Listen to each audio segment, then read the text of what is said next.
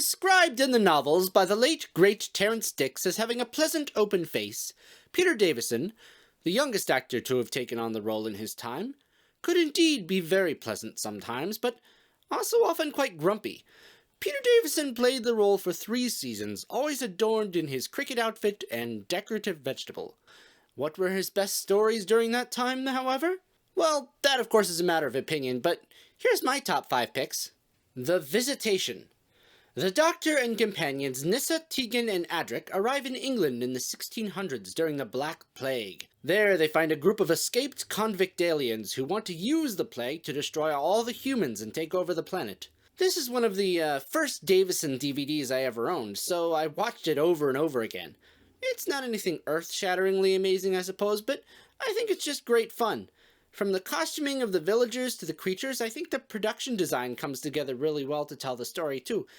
One highlight, at least for me, is Michael Robbins as thespian-turned-highway robber Richard Mace. Robbins plays this out-of-his-depth character very overdramatically, but in a purposeful way that I think makes him humorous and one of the most entertaining guest characters in the show's history. Of course, this is also the story that explains, supposedly, how the Great Fire of London started. The Visitation is a great pseudo-historical, and if you haven't seen it yet, I think you definitely should. Earthshock. One of the darker, more violent episodes of the Davison era, this one has just the right amount of action and danger as the Cybermen attempt to crash a giant spaceship into Earth in order to create an extinction event which will destroy all life.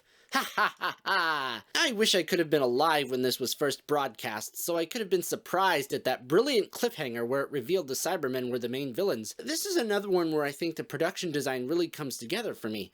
Also, how it was shot. Whereas most of this era, and, well, pretty much all of 80s Doctor Who is lit way too brightly, they knew well enough to turn the lights down for much of this story, which I think really helps to create the darker atmosphere it needs.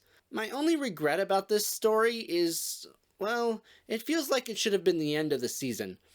It has a very climactic and devastating ending, which is not dealt with too well in the very next story, which is the final one of the season. Having said that, however, that doesn't lessen its impact here.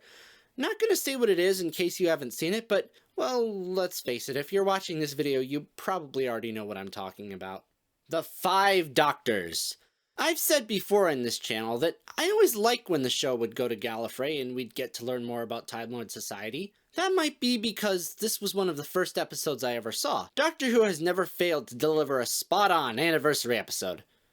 Well, okay, almost never. It's not perfect, and some might think that it tries to cram too much in, but I think it does a great job fitting everything together, especially for a script written in a hurry. Terrance Dicks wrote it when a different script by Robert Holmes didn't come through. Maybe I'm just a sad fan, but I really enjoy seeing all these doctors and characters that wouldn't normally be in the same scene come together. Like the first Doctor encountering the Master, or the 5th talking with granddaughter Susan. Question for you guys though.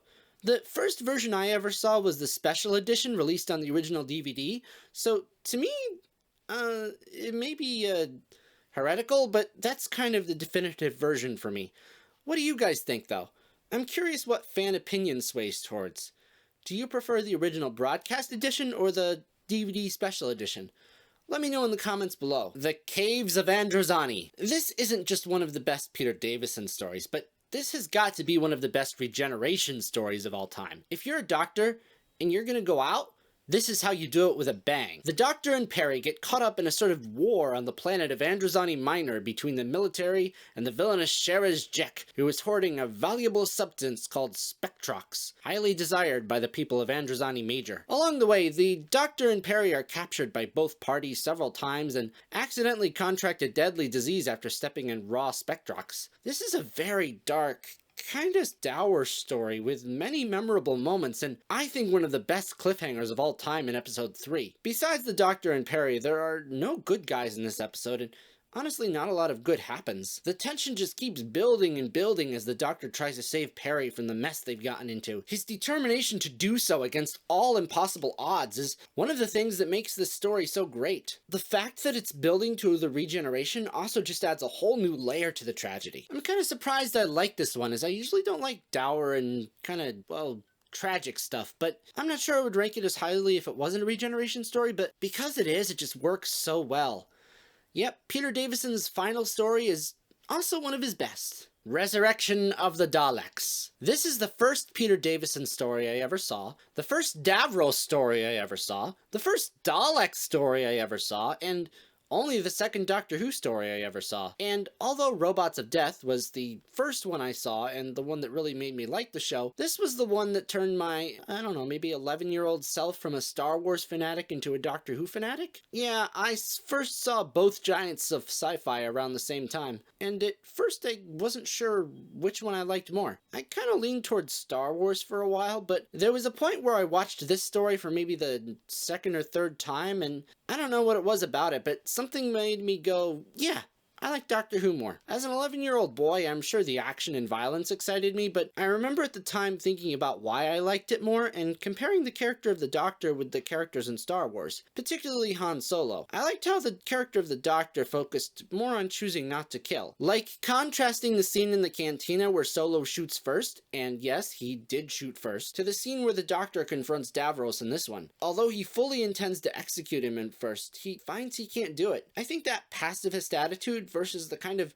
blasé killing in Star Wars sometimes is one of the things that converted me. Beyond that, it's just a really good story with, I think, a decent ending for Tegan. Maybe not great, but, you know, there's certainly been worse. So what do you guys think?